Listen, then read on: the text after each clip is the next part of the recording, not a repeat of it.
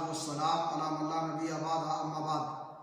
اسلامی بھائیوں، قرآن کریم جو اللہ رب العالمین کی مقدس کتاب ہے، اس کے حفظ کرنے اور کثرت سے پڑھنے کی بڑی فضیلت ہے۔ آخرت میں قرآن کا قاری قرآن پڑھتے ہوئے جنت میں بلند مقام پر اور بلند درجات پر فائز ہوتے ہوئے چلا جائے گا۔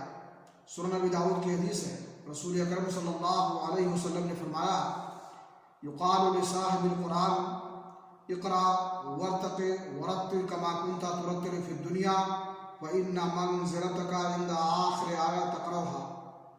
صاحب قرآن یعنی قرآن حفظ کرنے والے اور پڑھنے والے سے کہا جائے گا، تو پڑھتا جا اور چڑھتا جا، اور جس طرح سے دنیا میں تو آہستہ آہستہ ترتیل کے ساتھ قرآن کریم کی تلاوت کرتا تھا، اس طرح سے قرآن کی تلاوت کر ترتیل کے ساتھ۔ تیری آخری منزل جنت میں وہ ہوگی جہاں تیری آخری آیت کی تلاوت ختم ہوگی۔